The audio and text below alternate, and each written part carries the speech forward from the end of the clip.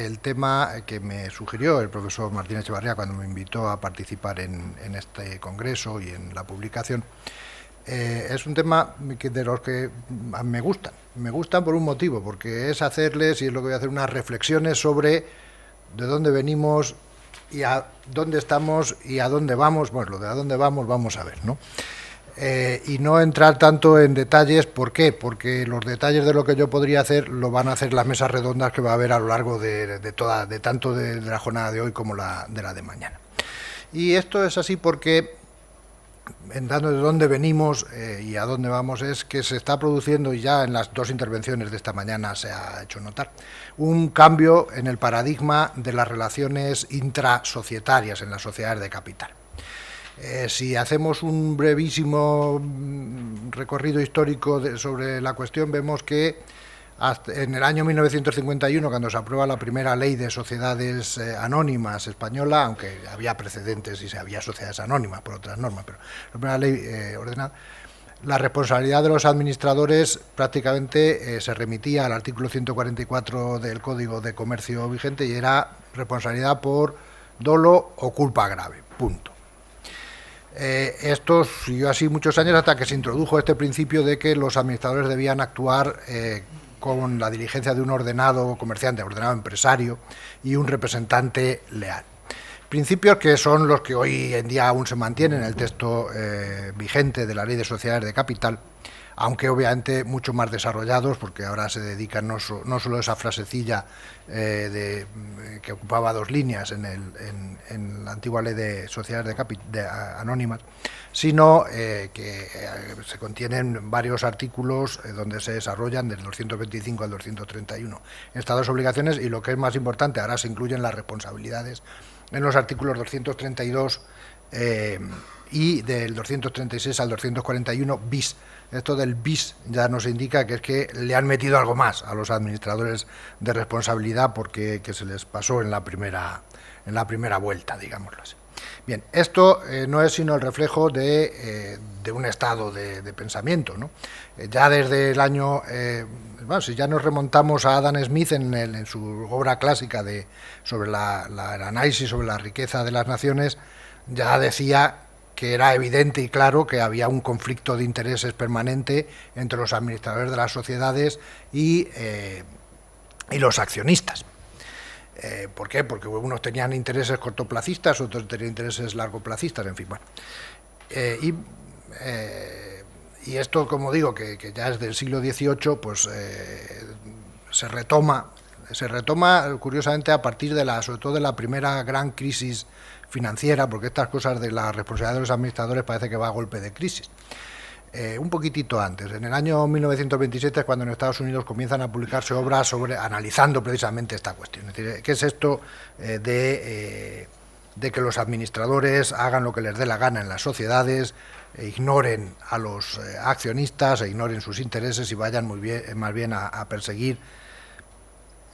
sus intereses o el interés social entendido? Ya hemos visto que el concepto de interés social ha cambiado, tanto en la intervención que me ha precedido como en la del profesor Sánchez Calero. A lo largo del tiempo, incluso hoy, está cambiando, volviendo a la expresión siempre del profesor Girón, de que como parte del derecho mercantil, el interés social o el análisis del interés social es un análisis que cambia. Bien, esta responsabilidad de los administradores, este desarrollo, más que nuevas creaciones, sino el desarrollo de la responsabilidad de los administradores, pues lo hemos visto en la legislación reciente, tanto en la legislación imperativa como en las normas estas blandas o soft law, al que también se ha hecho mención en intervenciones anteriores, pero no olvidando una cosa, y es que muchas de las cuestiones que estaban en el soft law, si miramos el antiguo, el Código Olivencia, por ejemplo, o el Conte, y vemos lo que es hoy el Código de Buen Gobierno de 2015, vemos que un bloque importante, por lo menos significativo, no en tamaño, sino en el contenido, ha pasado a ser normas imperativas. Y ya no es soft law, sino hard law, no es estas normas blandas, sino que es de normas que obligan a los administradores y a las sociedades. Pero aquí hay que hacer una segunda reflexión quizá, y es que la evolución del capitalismo aplicado a las sociedades y de las exigencias de los mercados ha dado lugar a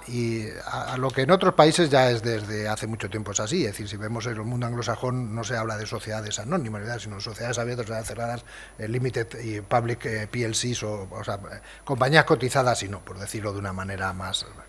Y es que hemos visto en España que poco a poco se ha ido, en parte por impulso propio, pero también por transposición de directivas comunitarias, se ha ido creando o se ha ido diferenciando entre dos tipos de sociedades anónimas.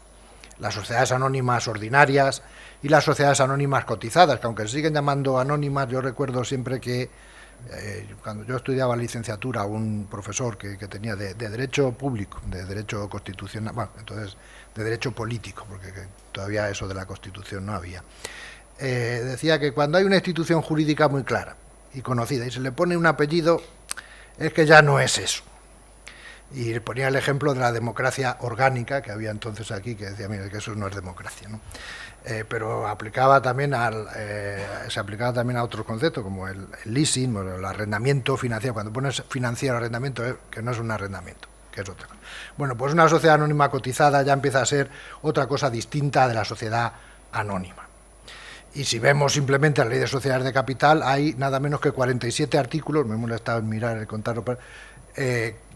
es casi un 10% del total, en el que se establecen especialidades para las sociedades anónimas cotizadas. Si a esto le añadimos todas las especialidades que se derivan de la ley del mercado de valores, entonces ya nos damos cuenta de que el régimen es diferente. Hay, por tanto, y esto es algo que también que no es nuevo, el profesor Sánchez Calero, don Fernando, ya en el año 2001, cuando en su discurso de ingreso en la Real Academia, que trató precisamente sobre las sociedades cotizadas, y ya pedía, dice, mira, es que tiene que haber un régimen jurídico distinto, no son iguales. Y esto ha dado lugar efectivamente a que las responsabilidades, que es a lo que nos vamos llevando, tanto de los administradores como de los accionistas y los derechos, pues no sean iguales en los dos tipos societarios. Hay algunos que son comunes, pero hay otros que son diferentes. Y el régimen jurídico imperativo va cambiando esta situación, es decir, va incidiendo hasta ahora, había incidido en obligaciones de los administradores, después en una segunda época de incremento o facilitación de los derechos de los accionistas en las sociedades, en todas las sociedades y muy especialmente en las sociedades cotizadas, y ahora nos encontramos en una tercera fase o como quinta, no sé, porque esto de las fases se pueden contar como se quieran, pero en una fase nueva, en un momento distinto en el que lo que se está haciendo es incrementar, o en vez de incrementar, están aflorando obligaciones de los accionistas que no estaban contempladas. Por otra parte, también hay una diferenciación entre accionistas. Es decir, ya no todos los accionistas son iguales. Y no todos los accionistas son iguales, históricamente se decía, no eran iguales porque había unos que tenían más poder, el mayoritario hacía lo que le daba la gana, de alguna manera, bueno, pues ahora ya no, porque se está también introduciendo, sobre todo a través, en parte a través de la ley de legislación de mercados de capitales, pero también a través de la legislación de sociedades de capital, una protección, un régimen de protección a los accionistas minoritarios, que no hay que confundir con minoristas, que ese es un concepto de legislación de mercados de capitales, de mercados de valores, que tiene unas connotaciones diferentes. Se puede ser inversor minorista y sin embargo ser mayoritario. Y estas obligaciones que se van y que de alguna forma lo que hacen es un poco en este régimen no digo de conflicto permanente, ni de conflicto armado, ni de conflicto violento, sino de conflicto de intereses de alguna manera, que no es tan evidente tampoco en otras ocasiones. Lo lógico es que administradores y accionistas tengan los mismos intereses, no estén en conflicto, llegan al conflicto solo en algunos momentos que haya. Se protejan, como digo, especialmente los derechos de estos inversores minoritarios, a los que de alguna manera, y si uno va mirándola, haciendo una cierta comparación mutatis mutandis, porque no son las situaciones iguales, se ve que hay una cierta influencia del derecho incluso del consumo. Es decir, se está la consideración de usuarios o consumidores, que hasta ahora estaba más bien para el que recibía servicios de un profesional o al que adquiría bienes, casi se está empezando a entender, y cuando uno mira sobre todo algunas normas de las sociedades de capital que existe una cierta tendencia iniciada, todavía en una fase muy inicial, de equiparar a los minoritarios a los usuarios, por la protección, sobre todo en cuanto al régimen de protección que se les da, que se observa de forma más clara cuando se ve la legislación de mercados de valores. Al accionista al inversor minorista se le da una protección cada vez más próxima, que en algunos casos encima además confluyen las dos normas, la de mercado de valores y la de defensa de consumidores y usuarios. Pero, como digo, una tendencia a protegerle, y no sé si incluso en algunos casos hasta a sobreprotegerle, pero bueno, todavía estamos en un momento muy embrionario de esta evolución y no sabemos en qué va a acabar. Pero simplemente para hacer notar, aunque luego se van a desarrollar esta nueva situación de imposición de obligaciones a los accionistas, también hacemos un poco de historia y vemos que, pues si miramos la legislación, incluso hasta el año 1989, cuando se hace el texto refundido por incorporación de las directivas comunitarias de sociedades, de la de sociedades, básicamente la única obligación de los accionistas era desembolsar el capital, y esa era su única. Ahí vamos, los textos clásicos, el manual del profesor Uría, me detuve el otro día en revisar las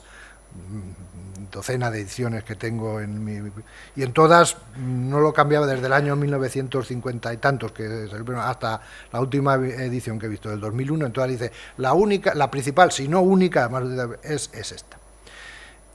Bueno, pues piensen que, por ejemplo, las prestaciones accesorias en las acciones no se incluyen hasta el año 1989. Sí estaban en la ley del 53 de limitada, pero en la de anónimas no se incluyen hasta el año 89. Y había la posibilidad de restricciones a la libre transmisibilidad, que era de alguna manera una obligación de ofrecerlas ante la sociedad o a los socios, según el régimen, pero esto era solo para aquellas sociedades que contemplaban prestaciones accesorias o estas restricciones y nada más. Bueno, pues esto ya no es así. Esto ya no es así, pero hay que decir que no es así sobre todo en las sociedades anónimas cotizadas. Es verdad que también en las que no lo son, pero sobre todo en las sociedades anónimas cotizadas. ¿Qué obligaciones se han ido incluyendo? Bueno, pues hay una que afecta a todas las sociedades, es la prohibición de ejercicio del derecho de voto, y voy rápido, que sé que vamos mal, no voy a agotar los 5 minutos. La prohibición de ejercicio del derecho de voto cuando hay un conflicto de intereses entre la sociedad y el accionista. O la posibilidad de exclusión de socios, si los estatutos lo establecen, que era una sanción que prácticamente era desconocida en las sociedades anónimas. O unas ciertas obligaciones de evaluación de los administradores y de las remuneraciones, etcétera, que tampoco se tiene. Hay más obligaciones todavía, todas estas